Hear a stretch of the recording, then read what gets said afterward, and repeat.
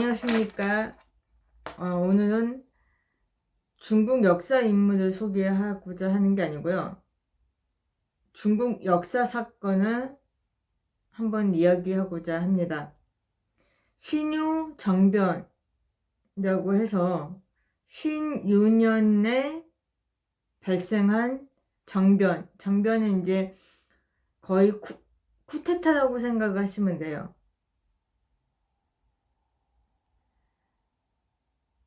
그 사건을 이야기하고자 합니다. 1861년 황풍 11년에 여러 피서산장이라는 행궁에서 황풍제가 돌연 병사를 합니다.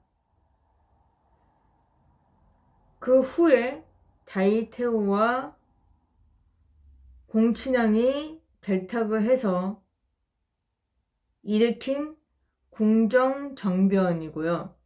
고명판인 대신이 제거가 됩니다. 신윤년에 발생했다 해서 신유정변이라고 하고요. 그 당시에 또한 그 동치제가 등극할 시에 임시로 연호를 기상이라고 정했어요. 그래서 기상정변이라고도 하고요.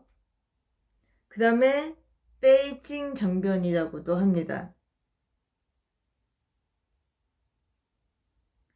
자, 이 사건은 뭐냐면은 황풍제가 돌연 승하를 하고 나서 고명판인 대신을 삼아 그들에게 어린 황제의 그 대신 그 정무를 맡기게 됩니다. 황풍제가 그렇게 그들에게 역임을 시키고 승하를 해요. 근데 그것에 불만을 일으킨 자이태우는 동치제의 생모죠. 그 다음에 황풍제의 이복 동생인 공친왕이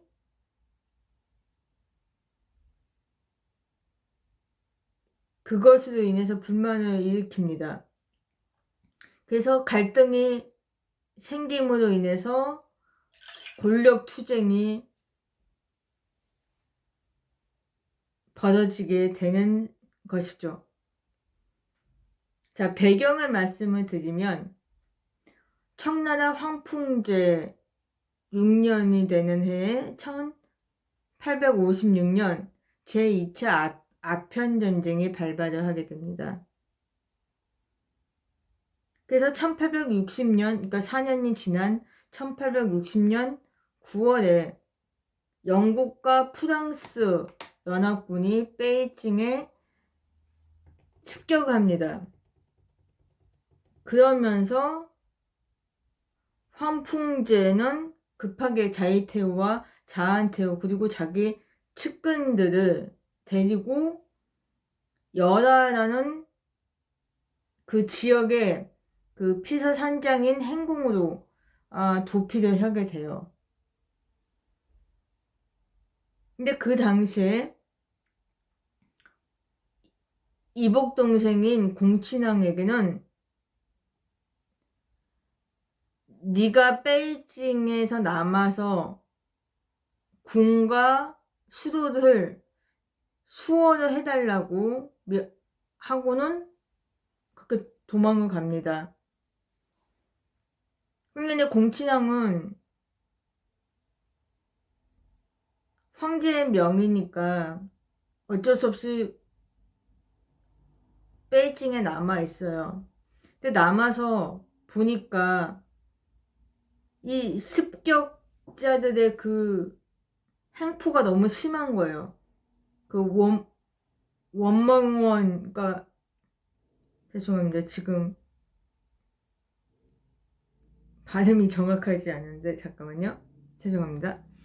원명원이라는 그 또 발궁이 있는데 그거를 3일 동안 방화하고 훼손을 시키고 또 온갖 행포를 부리는 거예요. 막 백성들을 막 학살을 하고 막 이러니까 노략질을 하고 이러니까 안 되겠는 거죠. 그래서 화해를 요청을 합니다. 그것으로 인해서 마침내 주권을 상실하는 치욕스러운 베이징 조약을 맺게 됩니다. 그것으로 인해서 침략자들의 행포가 사그라지고 또 물러나게 되기도 합니다. 근데 뭐 완전히 물러나는 건 아니고요. 일부 물러나고 일부는 또 베이징에 남아서 있는 거죠. 아무튼 당시 청 정부의 실권은 공신황하게 있지 않았습니다. 그리고 그 누구죠? 그 자이테오한테도 없었어요. 황풍제와 그 측근들인 고명 8인 대신들만이 실권을 갖고 있었어요. 사실은. 그러다 보니까 공친왕이 보기에 황풍제도 마찬가지지만 그 고명 8인 대신들이 너무나 자기 원한이 사무치도록 제거하고 싶어하는 정적들인 거예요. 근데 자기가 힘이 없으니까 제거를 못하는 거죠. 그리고 뭐 그 누구죠? 저기 황풍제와 고명 8인 대신들의 입장에서도 공친왕은 자기네 정적이니까 배격을 할 수밖에 없는 거죠. 그래서 여자의 피서시 현장에 같이 도망을 가는 게 아니라 빼지게 남겨놓은 거예요. 그러니까 왕따죠 완전히.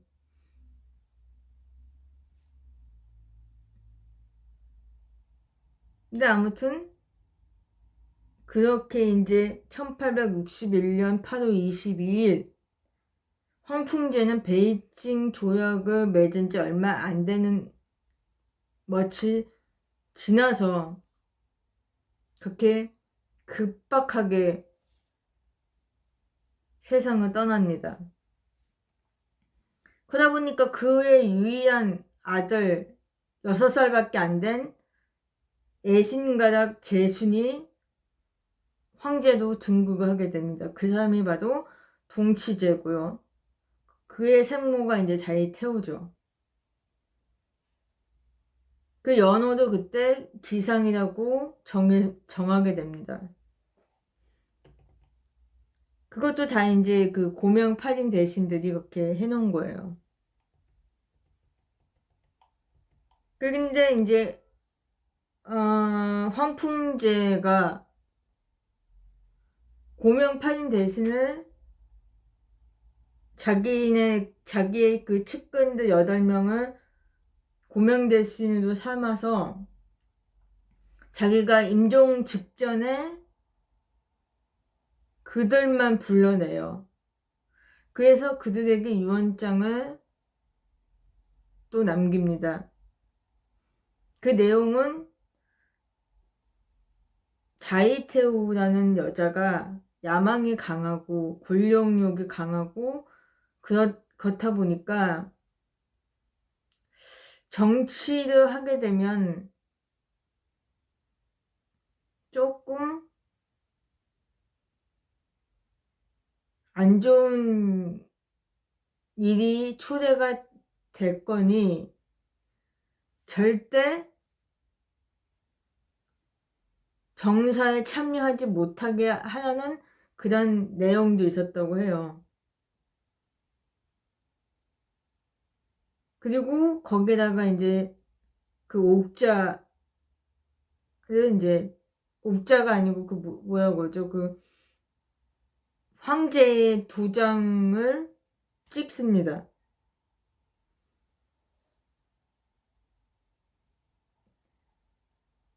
고명팔인 대신들을 이야기하자면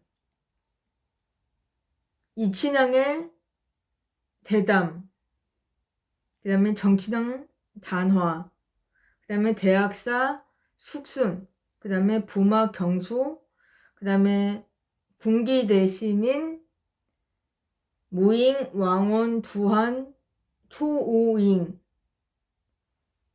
이렇게 8명입니다.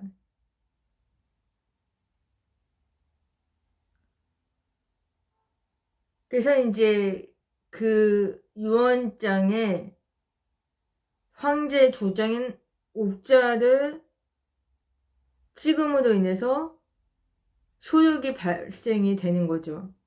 그러니까 황풍제가 승하를 했었어도 그것을 따를 수밖에 없는 거예요.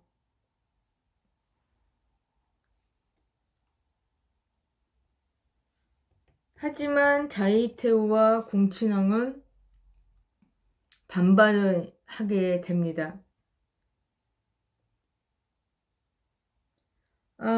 공친왕은 사실 되게 지혜롭고 경험이 많으며 세상 물정에 밝은 사람이에요. 근데 황풍제 같은 경우는 공친왕과 비교를 하자면 너무 평범하며 무능한 황제인 거예요.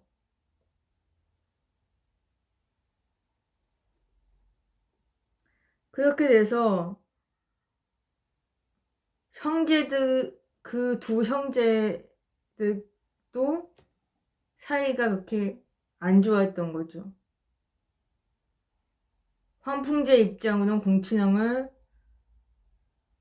견제하고 멀리하려 하는 경향이 있고, 공친왕 같은 경우는 형인 황풍제한테 늘 서운해하면서 증오도 하고 이런 관계인 거예요.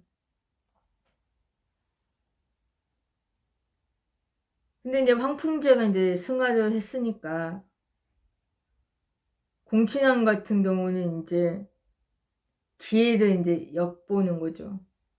그리고 자이테오도 마찬가지예요. 자기 아들이 이제 황제가 되니까 자기가 좀 아들 뒤에서 수렴청정을 할 수 있지 않냐 해서 이제 또 고명 8인 대신들한테 또 이제 제안을 합니다. 근데 또 고명 8인 대신들은 또 황풍제의 유언장을 들이밀면서 반대를 해요. 이걸 봐라. 선왕이 당신한테 정사를 관여할 권한을 주신 적이 없다. 그래서 안 된다. 그렇게 됨으로 인해서 다이테오는 이제 어쩔 수 없이 공친왕하고 결탁합니다.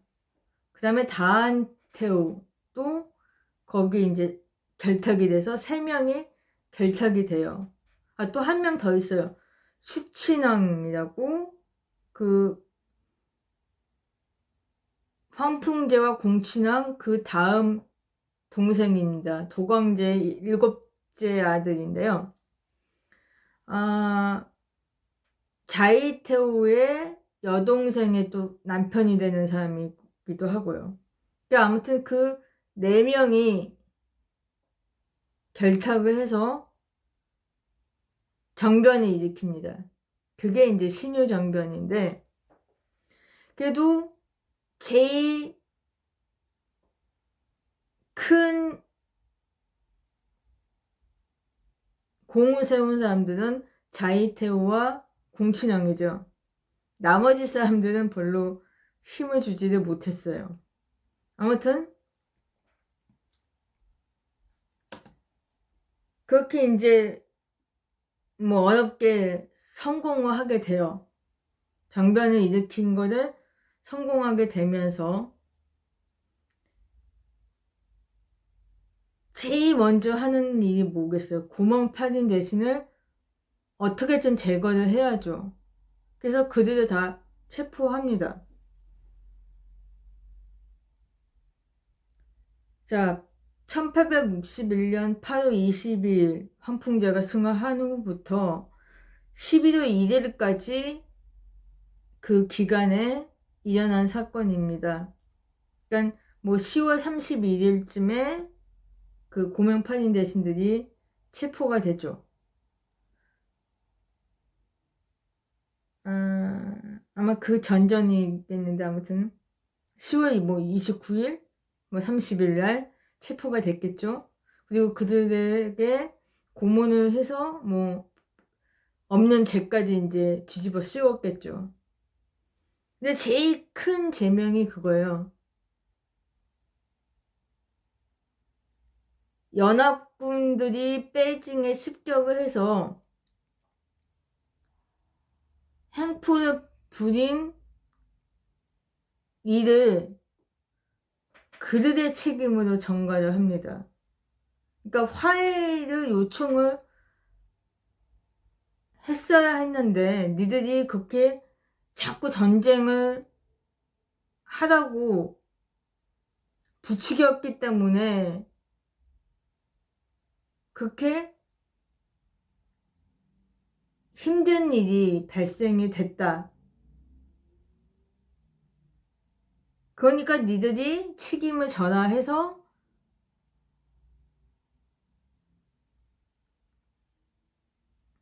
그 처벌을 하게 됩니다. 하지만 다 죽인 건 아니에요. 그러니까 그 사람들에 대한 처리를 어떻게 했냐면요. 이 친왕인 대잠은 자결하라고 명을 내립니다. 그래서 46살에 자택에서 스스로 목숨을 끊습니다. 그 다음에 정친왕 단화는 사형을 시킵니다. 그냥 사약을 먹이고 죽입니다. 그 다음에 그런데 동치 3년 7월에 다시 또 복구를 시켜줘요. 그 다음에 이제 부모인 경수는 해직을 시키고요. 단 부모의 직분은 좀 남겨주는 걸로 합니다. 그 다음에 뭐 거다가 동치 원년 1862년 2월에 몽고 도통이라는 직분을 줍니다. 그래서 몽고로 가서 잠깐 지금 그러니까 조선으로 말씀드리면 아마 그 사또나 뭐 감사 뭐 이런 거가 아니었나 생각이 들어요. 그러니까 지방의 관리로 잠깐 역임을 하고 한 달 지나서 궁으로 다시 불러냅니다. 어전 대신으로. 그래서 이제 여러 간직을 맡고 일을 하다가 강서 15년 1889년에 6월달에 세상을 떠납니다. 그 다음에 대학사 숙수는 이 사람이 제일 잔혹한 처형을 당해요. 채시구라고 해서 차이스고라는 곳에 야채시장 입구라는 뜻이거든요. 근데 원래 거기가 그 베이징에 옛날부터 그 처형을 했던 장소입니다. 거기서 숙수는 망나니에 의해서 목이 잘리는 그런 처형을 당합니다.